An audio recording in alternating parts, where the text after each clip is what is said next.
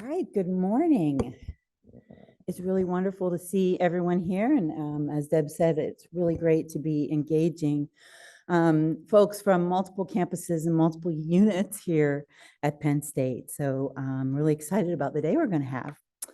So, here I get up in front of everybody and I'm going to admit something I hate to say explicitly, but I can't really get around it now. I've been here 20 years as a faculty member and my hair is gray and I might be what you might want to call a senior faculty member now. So one of my goals as a senior faculty, and I know you share this goal, right? Even if you aren't senior the way I am, is to promote and invest in the success of other more early career faculty.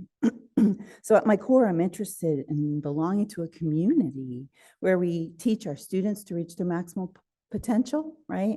And where we creatively and effectively solve problems. And all of this requires faculty success. And so we have to create this inclusive, right, community and invest in the success of others. And this is what it's going to take for Penn State to be the very best we are that we can be. So promoting success of everyone has not always been a priority in academia. We know this, right? But today, the Academy and our community here, particularly at Penn State, is interested and committed in recruiting, as well as promoting the success of a diverse faculty. So although traditional methods and activities have promoted success of faculty, some faculty, right, we don't necessarily have all of the experience we need to ensure a climate and culture that promotes and even allows success of a really diverse faculty. So this is what this initiative for faculty success and equity is about, right? Enabling all of us to gain some skill in promoting success of others. So this afternoon, we'll be offering the workshops that you've heard about, and this morning we're going to engage in some conversation. So about 2 years ago, I began to meet regularly with a group of faculty, again, from multiple campuses, multiple units, to talk about mentoring. We shared this interest, and our goal was to facilitate more conversation about evidence-based practices here on the campus. And so we spent time discussing and strategizing about how to jumpstart these conversations. And we envisioned an effort we named Mentoring Models for Faculty Success, and we started with an invitation to Dr. Joyce Yen to our campus to launch this conversation with us. So we're going to feature a keynote from Dr. Yen this morning, and it's my pleasure to introduce her and to welcome her to Penn State. Dr. Yen received her PhD in Industrial and Operations Engineering at the University of Michigan, and then she went to University of Washington at Seattle as a faculty member. And there she's been deeply involved in launching and then directing the University of Washington Advanced Center for Institutional Change. And today she's the director of this Advanced Center. So the center was created in 2001 when Joyce and her colleagues they succeeded in acquiring one of the first advanced grants from the National Science Foundation. Many of you are familiar with advance, but the goal of advance program at the NSF is to broaden the implementation, right, of evidence-based systemic change strategies that promote equity for faculty in academia. And because the funding is from the NSF, Advance does focus highly on STEM fields. However, the success of advanced programs over the last 2 decades, right, has led to insights, methods, and programs that benefit faculty all across academia. So today, Dr. Yen's work at her Advanced Center is aimed at meeting unique needs of faculty from underrepresented and marginalized groups. She is specifically engaged in and spearheaded efforts to encourage faculty in leadership development, peer coaching circles as a powerful mentoring strategy. She's going to be leading workshops on peer circles this afternoon, and I'm sure that there would still be room for anybody who hasn't registered to still stop by and participate in that. Dr. Yen is the recipient of the Presidential Award for Excellence in Science, Mathematics, and Engineering Mentoring, and of an Inclusive Culture and Equity Award from Women in Engineering Network. So I hope you will please join me in welcoming her to Penn State into our IFSE launch to begin a conversation. As Deb said, we envision this as being just the start, right, of spreading more conversation about mentoring around Penn State. And I know that Joyce has a provocative talk for us that will make us think, because I think she even has discussion questions for us. And she's going to come and talk to us about reconceptualizing faculty mentoring. So Joyce, please join me in welcoming her.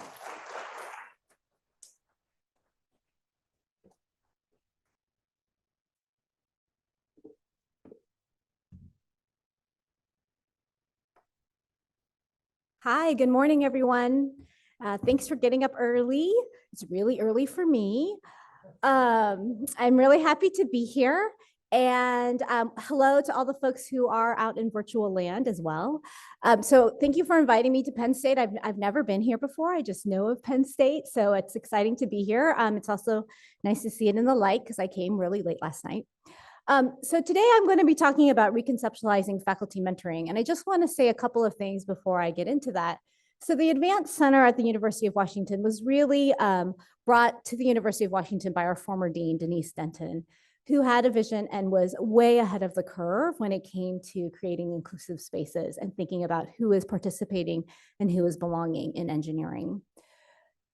But this kind of work is not just the work of leadership, right? It's also the work of everyone. And so really the sustainability of the advanced program since 2001 really has been a culmination of leadership, including when leadership changes, because leadership changes all the time in academia. So it's a testament to ongoing investment, even when deans change and department chairs change and provosts and presidents change and all of that stuff, as well as the faculty on the ground and creating those environments within those home institutions and home spaces that people are in, which is often at the faculty and department level. So, all right, so I'm going to share my screen here. I'm also really glad I wore heels because I'm short and this is really tall. Okay. Oopsie, oh, I almost left the webinar. Okay, so today my topic is called Reconceptualizing Faculty Mentoring. And how many of you know this book, Are You My Mother by P.D. Eastman? Yeah, people with little kids, right? Or small children in your lives. So what happens in this book? A little bird is born, does not see their mother, falls out of the nest and is on a quest to find their mother and goes around everywhere, for those of you who don't know, and asks, are you my mother? To a cow. Are you my mother? To a bulldozer. Are you my mother? To a dog, desperately looking for their mother. Sometimes this is the story in the academy. Are you my mentor? Are you my mentor? How about over here? Can you be my mentor, please? Right, looking and looking and looking for somebody to support their success. And when they're doing this, often they're looking at mentor in all caps. Like this is a pinnacle ideal, a person that I really want to serve all of these different needs that I have. And some of these needs might be like the following. Will you help me connect with people? Will you also offer me critique, but not too harsh? Be my coach, be my role model, be my sponsor, my friend, my teacher, my advisor, all the things, right? All the things. Can you be my mentor? Like this little bird is going around asking for somebody to be my mother. And so really this is a model of the mentor guru model. Now, this is a lot to expect out of people, right? It's a lot to expect out of a singular person or even maybe a collection of people. Part of the reason why it's really complicated is because of the following. So this is from some colleagues at the University of Wisconsin and others, and they had this paper that appears in the special issue in AIDS behavior, and they talk about mentoring as a social relationship. What they say in their paper is, mentoring is a social relationship, and because mentees and mentors have diverse individual attributes, and mentoring occurs in a given social context, for example, a specific institution, a specific discipline, mentoring relationships are culturally informed. Informed by all the things that we bring to the table, all the things that are in our environment, our current experiences, our past experiences, our history, everything is brought to the table. And one of the things that they say in their paper is that particularly for people from underrepresented or marginalized groups and communities, that social context takes on very important dimensions. And they are looking, and we are all looking, whether we realize it or not, for the acknowledgement of those differences and for having conversations and understanding about how we navigate these spaces with all of our identities. So Dr. Keisha Thomas, who is now the dean at the University of Alabama, Birmingham, when she gave a talk for us in one of our advanced programs a number of years ago, she talked to us about the importance of acknowledging all of our different social identities. So social identities are groups to which we belong that have meaning for us. And we all have many different social identities, right?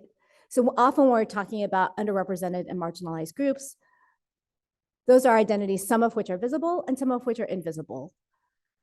That historical and social significance of our identities is part of what we bring and part of what is at play when we talk about that social reality and those social contexts that influence our experience in the academy and our relationships with each other. When we take that into account, then we can think about, well, how do we actually make important use and acknowledgement of that information in our mentoring relationships? So I just want to share a little bit of research by Angela Byers-Winston and her colleagues, also from the University of Wisconsin. And they talk about how mentors and mentees have different expectations and views on bringing, for example, cultural diversity into our research relationships. What they did is they looked at the experiences of undergraduate students in science. But I would say through my work, when I work primarily with faculty, that there's a similar phenomenon and an expectation and experience for people farther on in their careers and not just for undergraduates. And what they found was when they asked the question, should you address cultural diversity directly in mentoring relationships, that mentees from historically and underrepresented marginalized backgrounds and mentors who were from the typically dominant backgrounds had very different views on this question. Mentors, only 50%, said yes to should you address cultural diversity directly in mentoring relationships, whereas 87% of the mentees said that you should. This is really important. It's not the mentor guru model that they're looking for. They're looking for acknowledgement and understanding that their experience is culturally informed and how they navigate the world always has their identities as part of the picture. But mentors may not feel, or either may not recognize that that's important, or may not feel that they have the skills to address those kinds of conversations.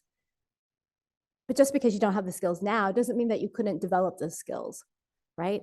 And develop the acknowledgement that this is actually important. So with that, that leads me to ask then, this is an audience participation keynote. So I want to ask you to think about what your mentoring needs are or have been. So I'm going to ask you 3 questions, and I'm going to ask you to just think for yourselves, and then if you are willing, I'd love for you to share a little bit. So we want to think about what mentoring needs did you have that were fulfilled? What mentoring needs did you have that you wished had been fulfilled or had been met? And to think about it in a lot of different spaces. So for some of you, you are in, as Wendy said, a more senior career space, but go back to those early career times. Think about, for those of you who have also participated throughout more of your career than the early career folks, in the mid or post-tenure space and in your current position. So I picked 3 spots. You might do something for each of those spots or something for a particular period of time as well. So if you could take a moment and think about what mentoring needs did you have that you felt were met? And also think about what mentoring needs did you have that you wished would have been met? And if you'll take a minute to do that, and this is also audience participation for the people out in the Zoom space as well. I'm going to invite you then to actually do a little sharing. So I have a Slido poll here. For those who are online, you can either go to slido.com and type in the participation code 4051703, and that will put you in the Slido space. If you're here in the room, you can do the QR code, or you can also go to slido.com and put in that same participation code. I'm going to switch to the Slido slide in a minute here. It'll have the same QR code. And I would like you to go ahead and try to share some of these needs that were met and needs that you wish would have been met. So let me see here. Let me do a new share. Okay, here you go, slido.com, or do the QR code. If you're doing slido.com, the code is 4051703.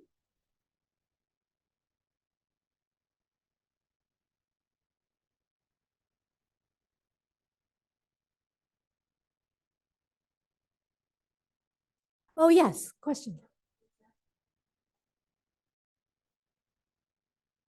Oh, it should be launched. Let me see here. Can you type the answer? Okay, oh, sorry. Okay, I had to hit play. Thank you. That might be the Q&A question too. Let me see here.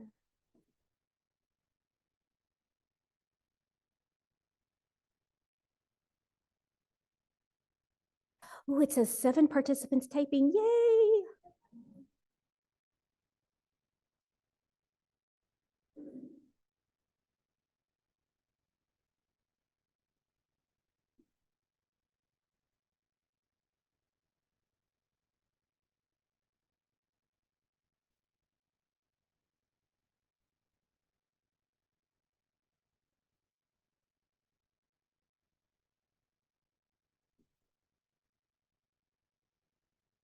Okay, we can start to see those coming up. Research productivity advice met. Support. Belonging in my department not met. Early or late in career. Ooh. Student mentoring met. Grant proposal met. Ugh. More role models. Honest feedback on research. Yes. Good needs that are being met. Maybe what hasn't been met for you.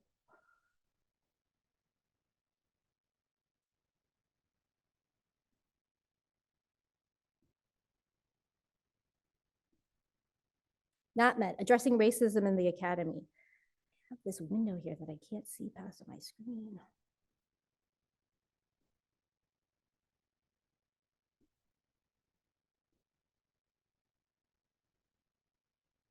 Unmet. Oh.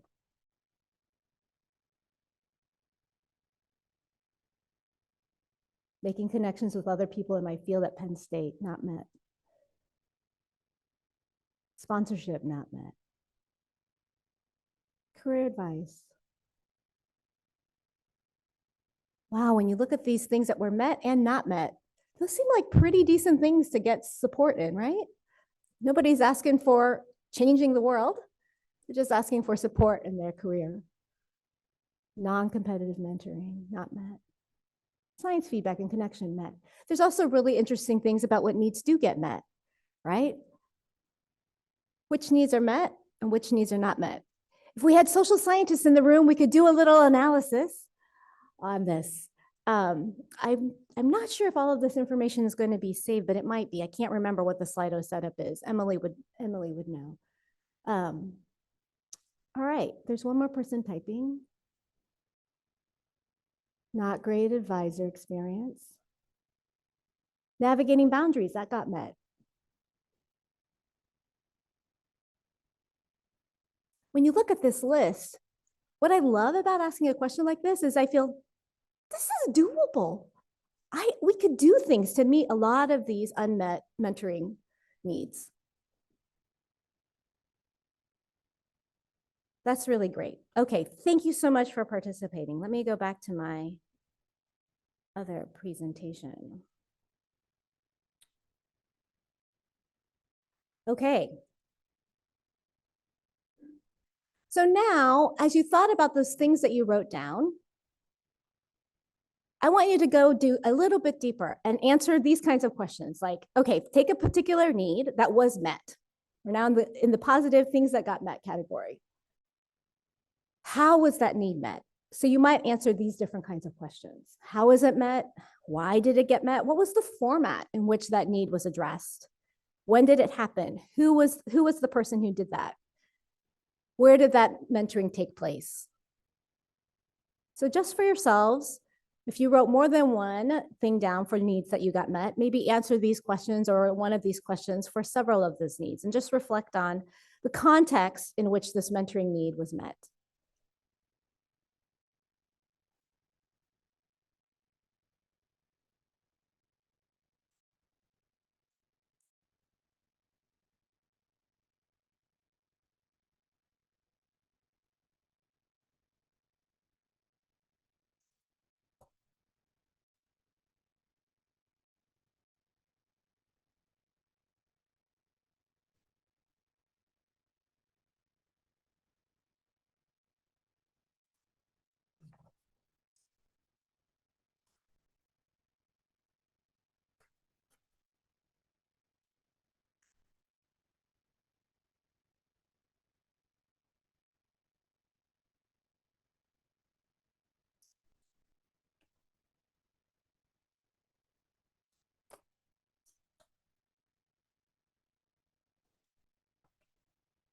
Okay, if you're in the room, turn to a neighbor and chat with your neighbor for just a minute about what you discovered in answering these questions. If you are online, I think we have the chat. Can people chat online? Yes. If you're online, you can put it in the chat, unless you're happening to sit by a neighbor and you can chat with your neighbor. So just take 1 minute here to chat with the neighbor on what you noticed or what you answered and how your mentoring needs got met. Go.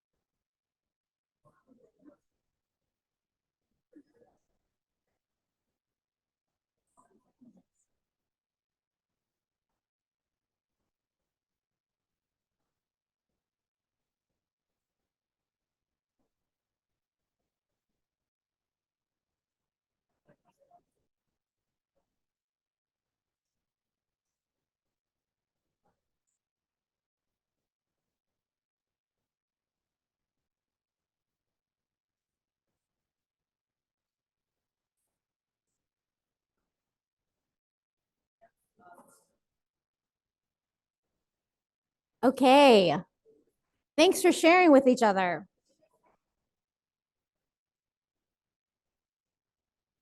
If you can now, go back to the Slido.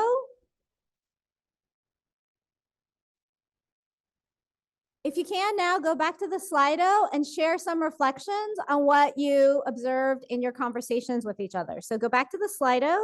And again, we're trying to also create some knowledge for this community by sharing in the Slido. What did you notice when exploring your mentoring needs and how they were met? Were there any patterns? Were there any ahas that you noticed? Were there any commonalities? Were there any differences?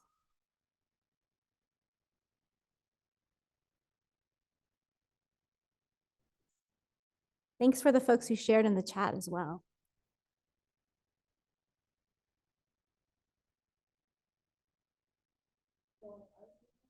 Yes.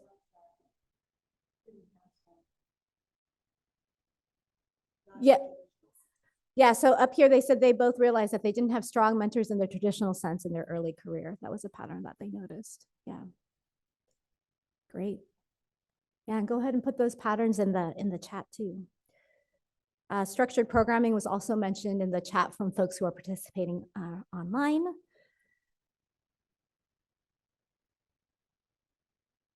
Going outside the university.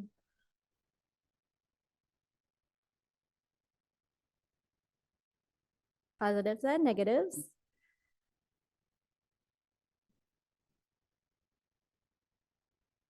Mostly around scholarship.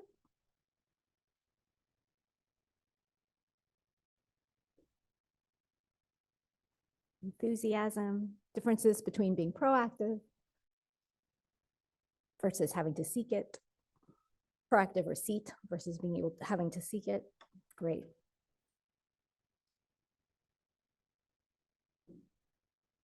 And peer groups.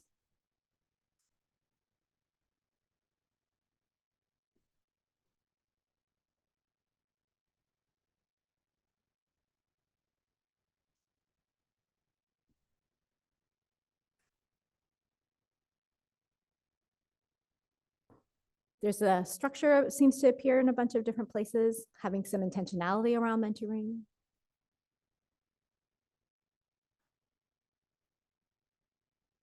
And how important it was to success.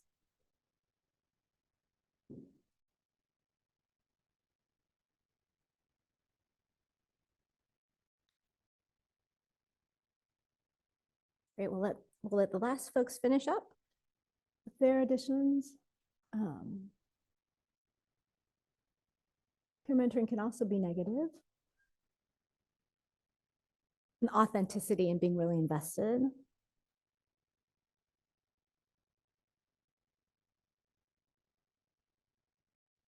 Outside of the unit, outside of the university too, that also came up in an earlier one. Great, thank you everyone for sharing your reflections.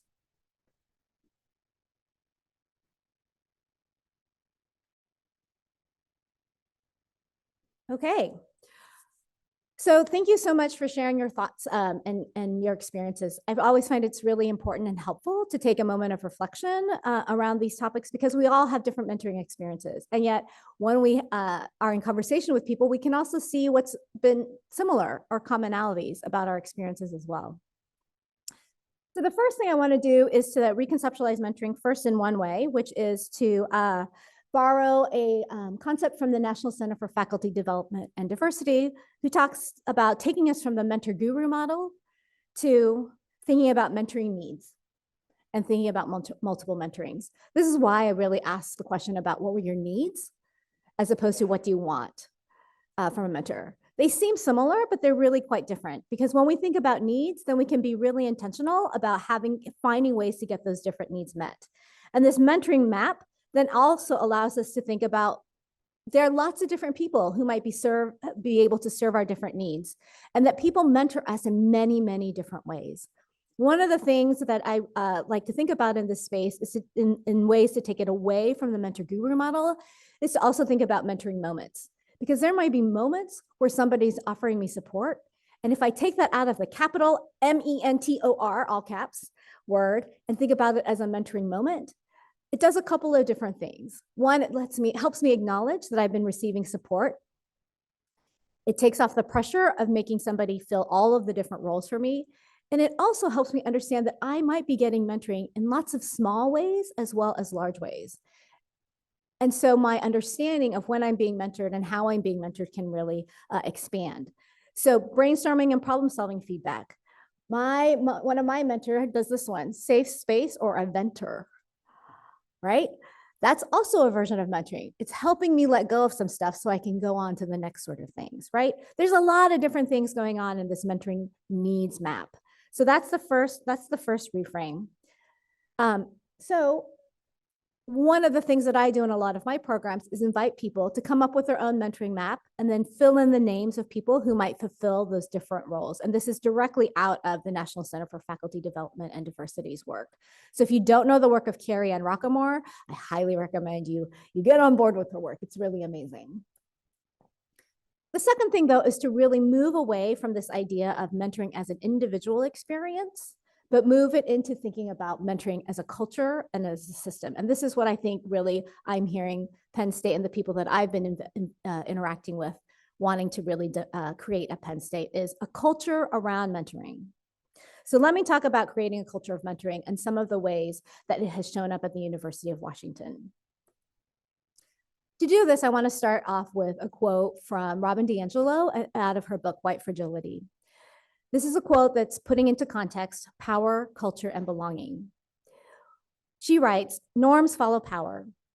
Who is allowed to belong and be successful is granted by those in power. That is culture, not what we individually decide, Well, what are structures and systems which are controlled by those in powers, support and allow? Structures and systems, belonging, and what we support and allow. Structures and systems was something that came up a lot in my query with you around your mentoring needs, what got met and what didn't get met, how it was met. So that's where I really want to turn to now, is to think about mentoring as a culture and as a system of mentoring for faculty, and this applies at other levels of the academy as well. But my work is in the faculty space, so I'll focus on that, and that's the focus of this session today. So Dr. Baranda Montgomery, who is also an incredible scholar, she's now at Grinnell as their chief academic officer, but previously she was at Michigan State University. And she talks about, she's a plant biologist. And one of the things that she talks about is this analogy of thinking about stewardship and environmental stewardship. Lessons from plants. She even has a book called Lessons from Plants that's really, really great. So when a plant or an individual is not thriving, she says, we don't look to the plant and go, you need to do better, plant. That's not how we take care of plants. She is talking about what is the system in which the plant is existing. That's what I'm talking about also with mentoring. So she talks about mentoring as environmental stewardship. She said, when something is not thriving, we first probe the environment. What is going on in the environment in which the plant is existing? Same thing for mentoring. What is going on in the environment in which the individual is existing? She then says, let's explore our resources. Are there new or existing resources that maybe we need to provide for the plant, for the individual? Maybe we need to relocate some resources in some cases. We also have to recognize that the caretaker's preparation, expertise, and skill efficacy. I was in a meeting recently where somebody said, all plants go to die at their house, right? That person maybe doesn't have the skills that they need to be able to take care of a plant and nurture a plant. But maybe other people have green thumbs and all the plants survive in there and thrive in their place. Same thing can happen for mentoring. We also don't just look at bad mentors and go, you're terrible and hopeless. Maybe there's some skill development that could be going on here as well. Seeking external expertise. I go to the farmer's market every week, and sometimes there are master gardeners booths at the end. So if you are trying to grow some plants and they're not working, you can talk to some master gardeners and figure it out. Same thing for faculty mentoring. She says, we attribute the plant's failure to grow to caretaking and stewardship inadequacies or inabilities, and seek to improve those things. And only at the very, very end, when we've done all of these things, we've really taken care to think about the environment in which this plant is thriving or not thriving, where a faculty member is thriving or not thriving. Do we lastly attribute failure to the thriving plant? If the whole environment is as rich as it could possibly be, and our skills are as strong as they could possibly be as their mentors, and things still aren't working, then maybe we can look at the individual, but only at that very last stage. So Ijeoma Oluwa, who wrote 2 great books, So You Want to Talk About Race, and her second book is Mediocre. She's a Seattle area person. One of the things that she talks about in the second book is that our structures and systems are working according to design. So if people are flailing and not getting the mentoring they need to succeed, rather than pointing our finger at them and saying, just do better, maybe we look at our structures and systems and recognize how they are or are not supporting them. And maybe the lack of support and the lack of success and thriving is because the system is working according to design in it, that it is not providing the things that people need to succeed, or it is not the environment, for example, in Baranda Stewart's analogy, an environment in which the plant can thrive. So that's why I really think about mentoring as not just an individual experience, but thinking about the culture and systems that are in play in terms of mentoring. So how do you then go about building a culture of mentoring? Well, we can look at lots of different mentoring models. So remember, there's the mentor guru model, which often falls in this traditional dyadic version, person with experience assisting a person with less experience. And that is an important part to the mentoring ecosystem. It still happens. It will always still happen. It is one of the standards about that we have in mentoring, but it is not the only version of mentoring. Right, so I talked about those mentoring moments, maybe small and larger ways that people might be supporting you.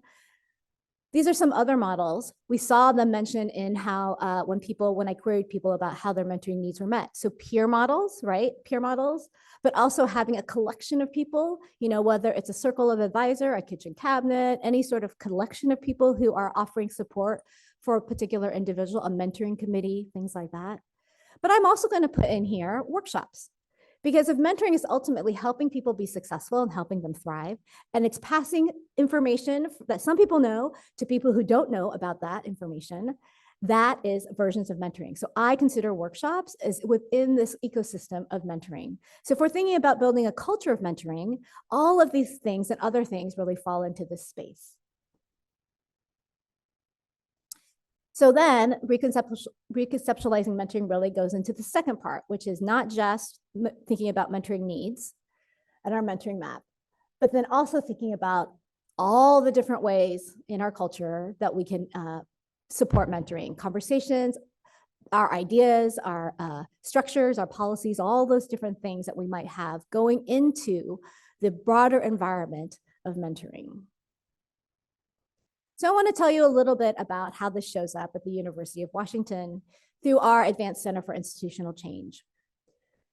So our culture of mentoring, so let me give you the background. As Wendy mentioned, the program started in 2001. And while the emphasis of the advanced program is advancing women faculty in science and engineering, the way that we looked at this at the University of Washington was really to think about how do we support faculty success? There are all kinds of ways that informal information is being passed on. How can we make that more formal? There are all kinds of ways that people are connecting. How can we create opportunities and structures for people to connect and share information? There are all kinds of ways that people are and are not getting supported in their professional and leadership development. How can we actually create structures and systems to do that?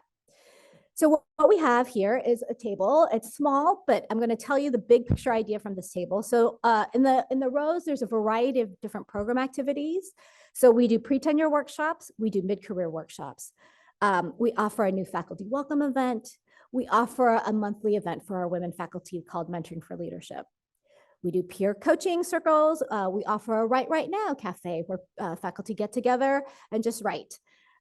We offer leadership workshops for department chairs. We partner with another organization on campus to do faculty hiring webinars.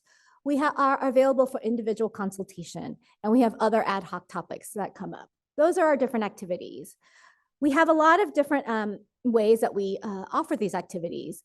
We offer them with different audiences in mind, and those audiences might vary by gender, career stage, and fields. So we primarily focus on science and engineering, but we serve faculty really broadly.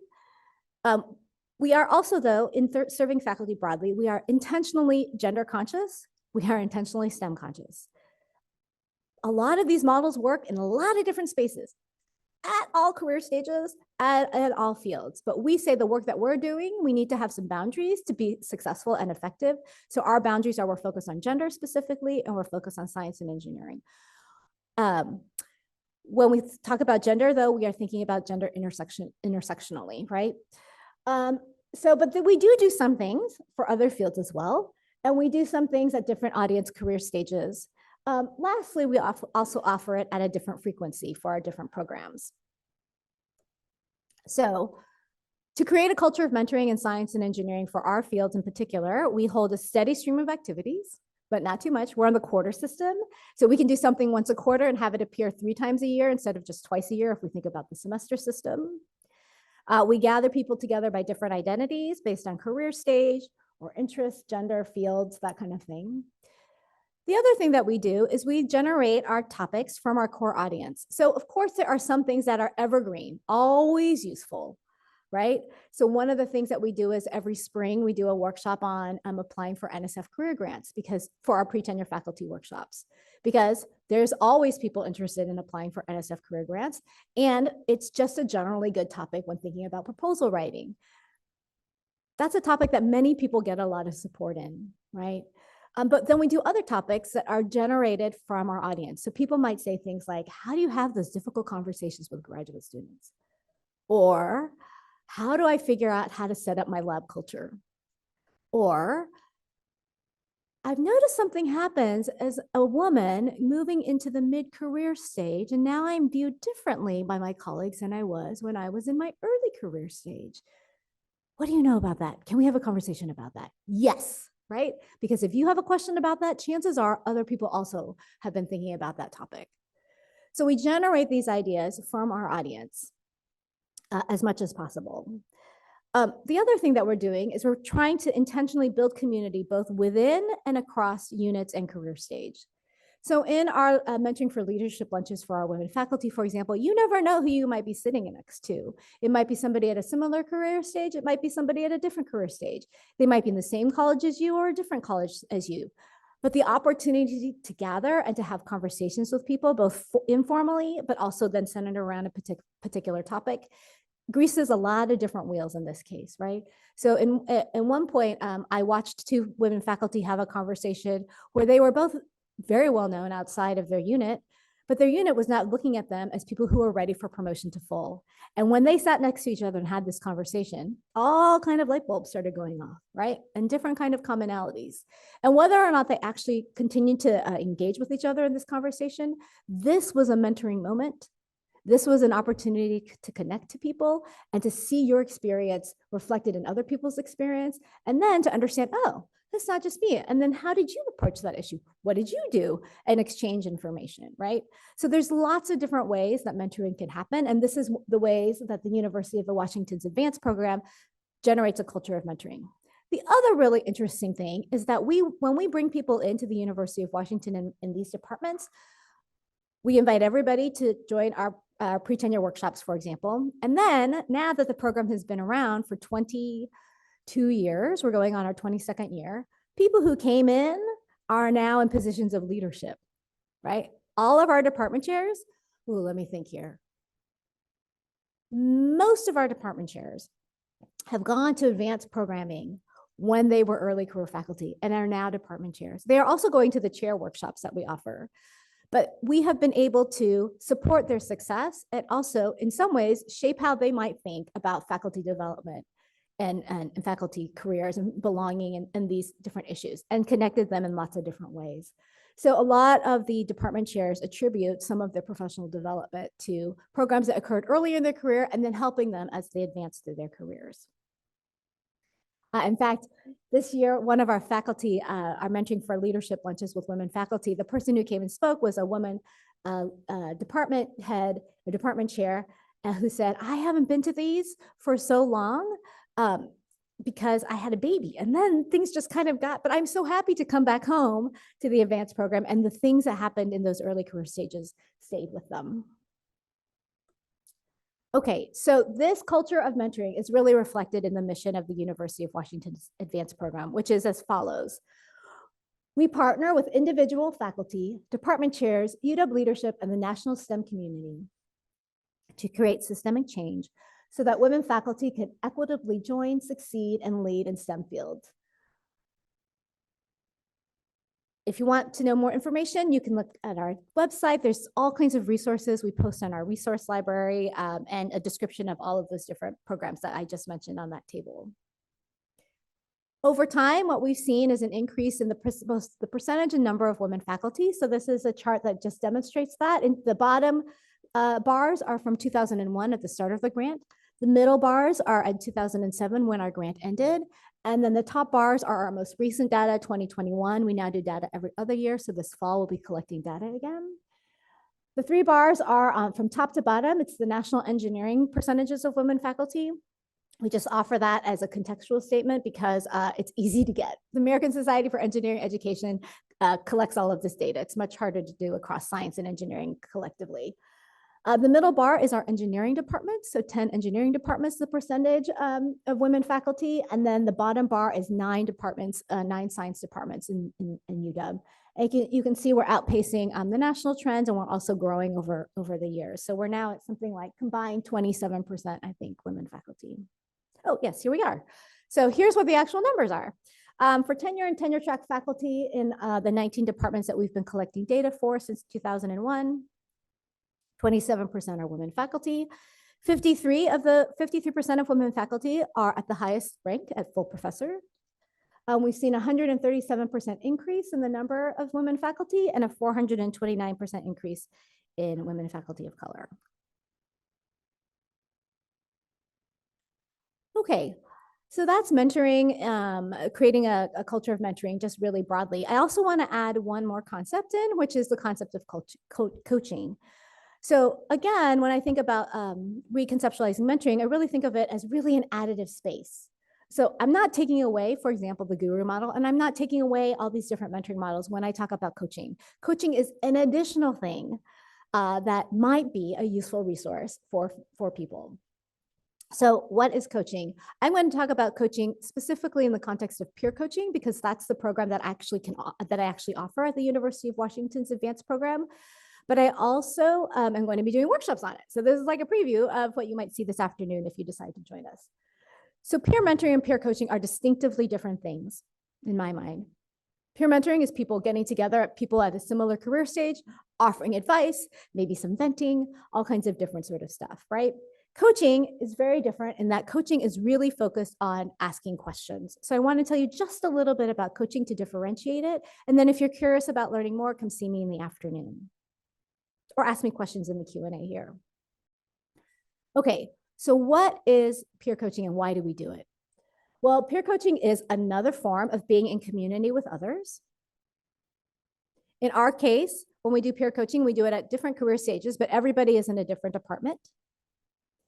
It is a particularly structured format that's opportunity for feedback and perspective gaining. We heard structure in the responses that you all gave for the different mentoring needs, what was met and what you noticed in the patterns. So there's a very specific structure to the peer coaching circles. Coaching, whether it's in the peer circles or coaching writ large, what you're trying to do is you're trying to figure out how do you get forward action towards goal attainment. So peer coaching is also focused on gaining ideas for helpful forward action. And finally, remember we talked about the skill building piece, the skill efficacy piece. Peer coaching is another place where we can also do skill gain, gain some different skills. So what we're doing in this case is we're practicing coaching skills. Coaching skills are very different from advice giving skills. So in coaching, we are focused on asking questions. We're focused on inquiry and promoting self-directed learning. And we are in fact actually avoiding advice giving. This is really hard because we have been all socialized to when somebody presents a problem to us to help them solve it by giving them advice. So if we add coaching to our repertoire and to this tapestry of a mentoring culture, it adds another level of support to this space. Okay, so this is my last audience participation, and then I will give you my key takeaways. But first, I'd like to hear from you, and then we'll have time for questions and answers, hopefully. Back in the Slido, what is one idea that you are taking away with you? Let me go to the Slido. I have to advance it. So right now, you're just thinking of those ideas, and then I will advance the Slido so that you can add your thoughts. What is one idea you're taking away with you?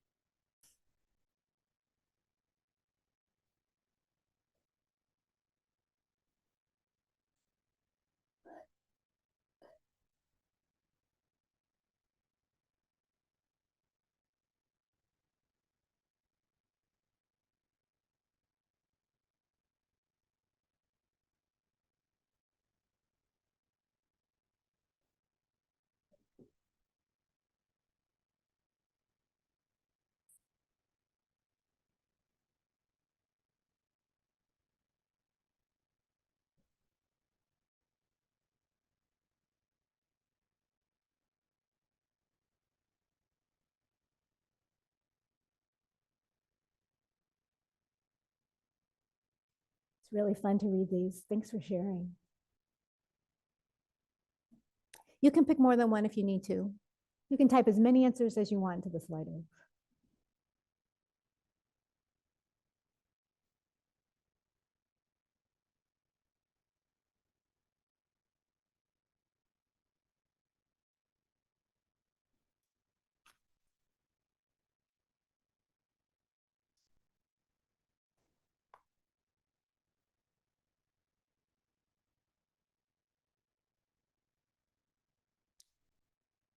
See, I think there's a couple more people answering.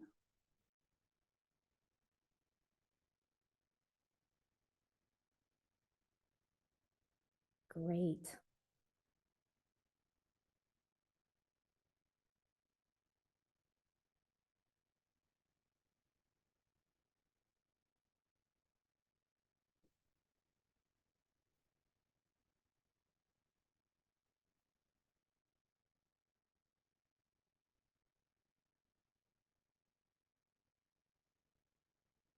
Okay, I think we've got one more, and then I will share parting thoughts that I want to leave with you before we do some Q&A. Great. Okay.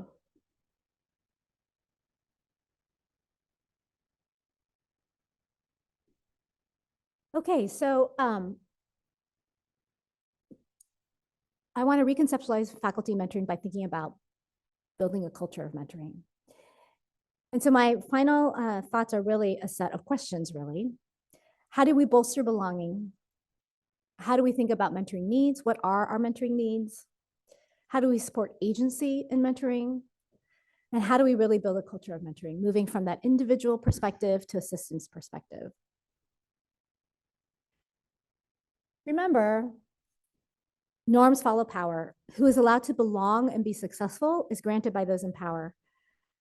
That is culture, not what we individually decide, but what our structures and systems, which are controlled by those in power, support and allow. And when I say those in power, I do mean people in positional power, but I actually mean all of us. And I mean, there's power occurs in many, many different ways. And so if you are not officially in a position of power, you probably also still have power in lots of different other ways. And as faculty member, by definition, you have power in at least, you know, your classroom, your labs, your research groups, and all those different things. So really, I hope that today's conversation is the beginning of a conversation to think about reconceptualizing mentoring, moving from the mentor guru model to thinking about mentoring needs and to also thinking about building a culture of mentoring. Thank you. I'm ready for questions if you'd like.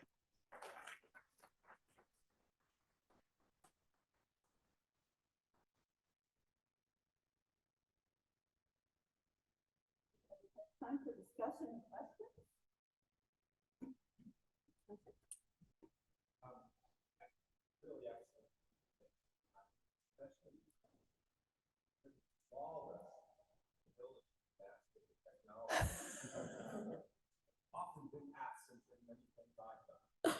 Hold on one second. I think we're going to try to do a microphone. He's bringing one to you, I think. Yeah. Okay, I'll repeat that again very quickly. Beautiful presentation, flawless mastery of technology. Thank you so much. I will go to Slido and check it out some more. I guess my question really has to do with technology and with mentoring in the past without technology. And by that, of course, I mean Zoom, where you could pull faculty into a room by offering them a free lunch. And now they may be at home and the lunch doesn't matter. So could you comment on, you know, using or abusing technology in dealing with people? Yeah, great question. It is very, it's very tricky now. I think we're all trying to figure out new ways of building community and belonging, especially in the hybrid space. And I think this is where we need to be incredibly intentional. So I have another book recommendation. I saw somebody in the chat said they're going to get the book. So I have another book recommendation for you, which is called The Power of Gathering by Priya Parker. And one of the things that one of the key theses that she says is that when we gather, we need to be very intentional about why we gather. And I think this is incredibly important, especially in this age of virtual, hybrid, and in-person. So when we gather without sort of that intentionality, a lot of what we do is we are delivering information, but we're not attending to the belonging and the connecting piece. So we have done, for example, peer coaching groups virtually, and it is as powerful as it is in person. So, but part of what you're doing is that you need to really expend intentional, I keep saying that word, but it's like so important, really intentional energy towards thinking about how people connect. And so how people connect, how people share, what you're asking of people. So that's sort of my main response to that question. But my second thought on that is that is that we also have to sort of make as many deposits as we can to that relational piece so that it's more likely that it'll come out regardless of the format that we're engaging in. So, you know, some people are going to be completely virtual, but usually not everybody is completely virtual in the faculty space. And so, you know, how might some of those deposits happen virtually, but also in person, even when we didn't think that we were going to? We didn't need to do that before, right? Because one of the things, I don't know about you, but one of the things that I really miss about the virtual space is when you go into a room and you're sitting with people just waiting for things to start, and there's all this internal, you know, informal stuff happening, which can be really positive. For some people, it can also be really negative because there's also negative things happening in that informal space. So, you know, so being really attentive to those pieces and trying to like elevate the positive things for everyone and not just for the people in the in-group. Yeah. There's another, let's see. Well, we sweep our way across. So.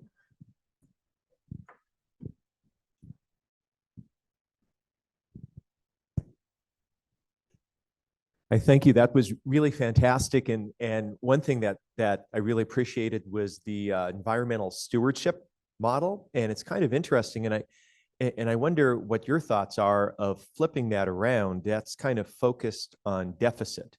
And how do we understand failure and deficit? Could we also apply that approach to understanding success? So if a faculty member attains a level of success, we attribute it to that individual, and instead don't think about the ways in which that person has been supported, perhaps differentially. So I wonder what your thoughts are on that. Yeah, so here's another great book recommendation for you. An Inclusive Academy by Virginia Valiant and Abigail Stewart. Really great book. It's all about faculty and the environment for faculty. And one of the things that they say in there is they say we have 3 mistakes in judgment. And one of them is a misunderstanding of how success happens. So that is exactly what you're talking about, is that we attribute failure and success to people individually without really understanding the context in which either of those things occur. So success, people who are successful have many things supporting their success. And so it's great to also flip it and think about it in that way as well. Yeah, thanks for that comment. Hi, Joyce. Good to see you again. Angela Lindsay, head of the Schreier Institute for Teaching Excellence. What I'm wondering is for those peer coaching sessions, do you provide professional development for the participants so they don't fall into the advice trap? Yeah, so the peer coaching circles I've done in many different ways. So I'll tell you the whole spectrum of them. So the one in which I give that gets the most support in launching the coaching groups is one where me or somebody else in our program that launches them stays with the coaching group for the first 3 sessions. And so we run the first session, but then in the second and third session, we are really taking a back seat and helping them do it. And really sort of daylighting when people might be asking advice-giving questions as opposed to coaching questions, and sort of teaching the structure more formally. And those groups sometimes devolve to advice-giving as well, which is, you know, it's their group. I'm not in charge of their group. But they also are like, confession, we gave advice, you know, so they also are aware of what they're doing at the same time. I don't have bandwidth for that for all of the groups. So at the advanced groups, I basically do a kickoff meeting I demonstrate the format to people in the kickoff meeting, and then I form the groups and I email the groups and say, these are your groups. You had a few people who attended the kickoff meeting, but it's up to you to get the groups going. And really, there's the idealized version and there's the reality version. And whatever they do is their group. But what has happened is I don't know how they're asking questions in those groups, but I do know that some of those groups stay together for years, like through tenure and beyond, through promotion to full. And some of them never get off the ground because they didn't solve basically the logistics question of meeting regularly enough. So part of what happens is when you meet regularly enough, that's the structure. If you start with following this structure, of course, you're going to evolve into your own group culture, and that's okay. But it's really frequency that ends up tripping people up, as opposed to the structure. Although it is way better, in my opinion, if you follow the coaching model, in part because you're getting new skills, and in part it's a very different way of thinking. And if you are able to do it in this format, you will then take those skills into your other spaces. So when you are working with your students, when you are working with your colleagues, when all these different things, you'll be able to draw out, let me put on my coaching question hat, and let me now take that off and put my advice giving hat on. So it's another way to build skill efficacy. Yeah. Hey, next question, and in response to online chat there, yes, we will gather together recommendations to be offered as follow-up materials.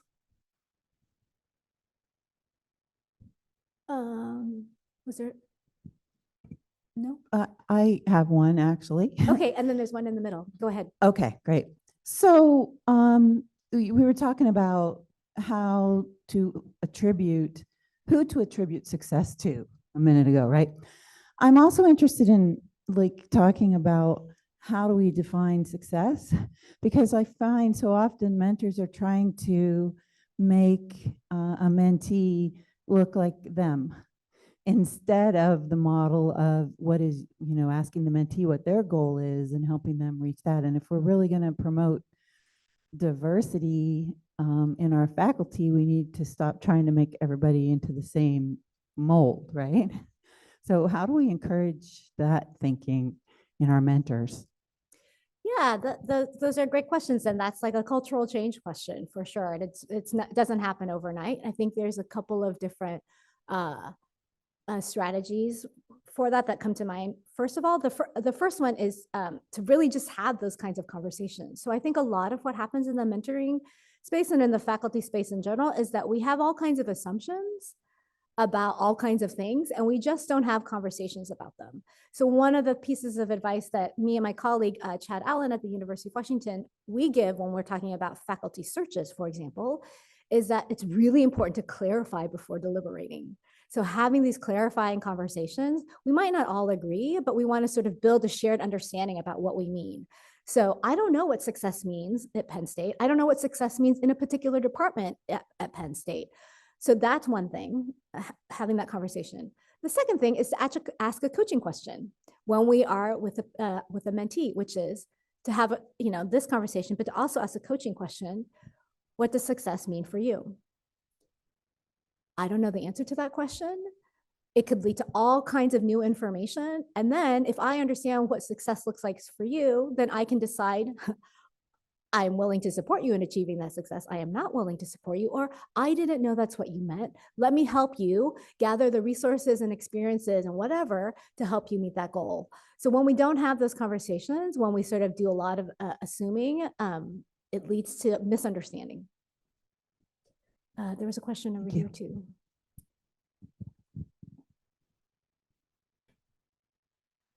Thank you very much for an excellent talk.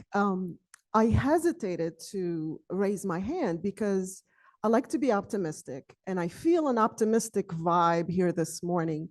For the most part, thanks to you. But you mentioned, and I'd love for you to revisit, you talked about, I think in reference to Oluwa's work, that, and here I'm generalizing, the academy is working as it was intended by design. The academy is racist, sexist, mentoring, peer coaching, these are awesome programs. Recruiting, retention are good ways to eventually change that.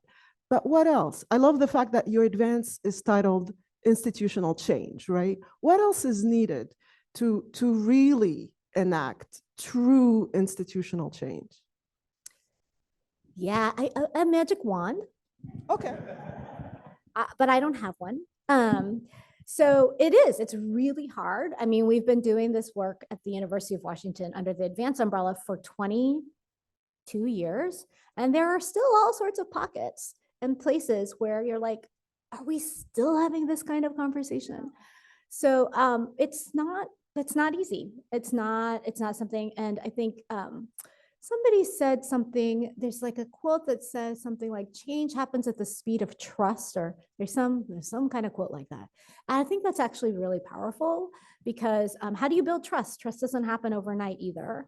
And so these conversations that I was just having in response to Wendy's question, building, establishing new culture change also doesn't happen overnight. Even building a culture of mentoring doesn't happen overnight. But, there's also this idea about really the value of small wins.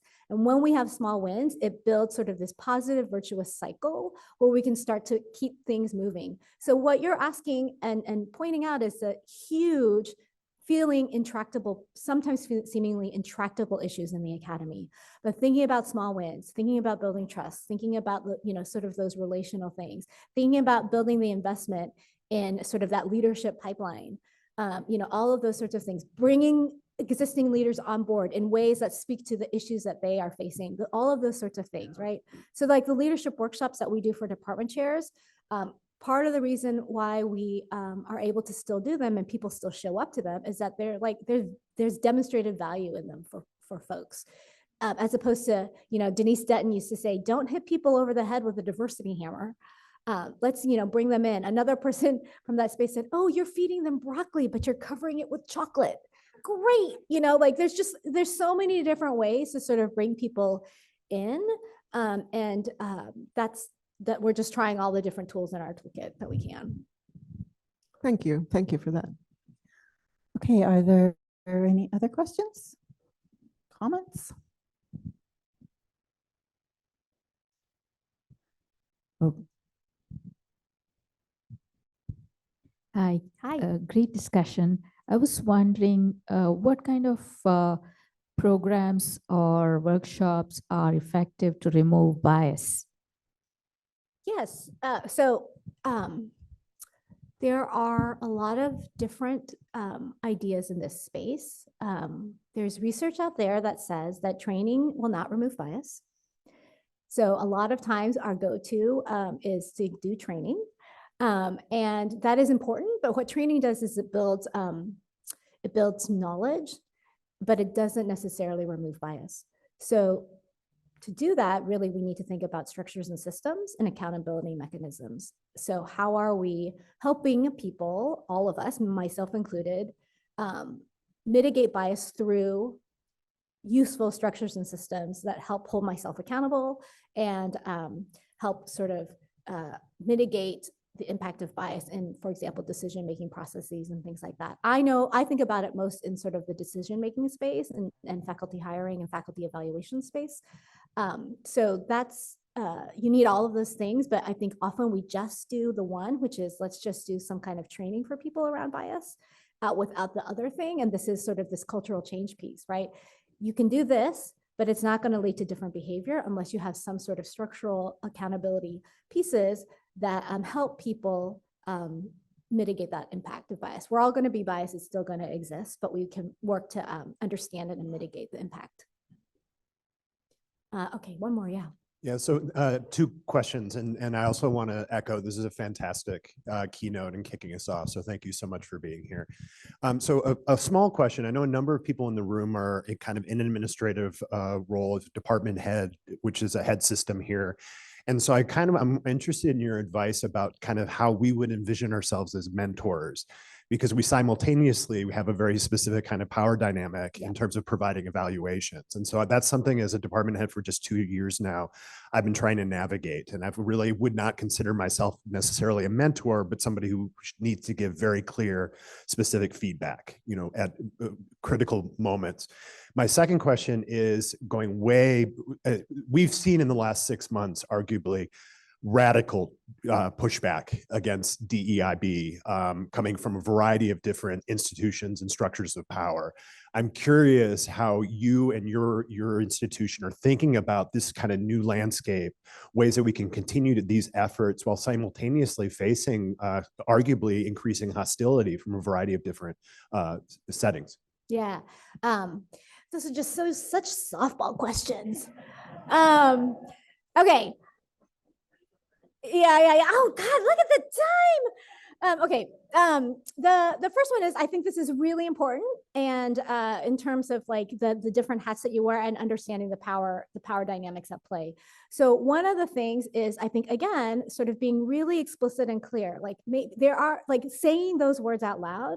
I am now putting on this hat, and this is the conversation, and this is why we have this kind of conversation, because it sounds like you actually are quite clear about that. Like sometimes I have to give very specific feedback, and it's with this sort of department head hat on. There are other times when I want to be serving in a mentor role, but one of the things in the mentor role that we can think about is we could also articulate the different mentoring needs that people have. So to say, you know, I understand that you have this need to get mentored in this area.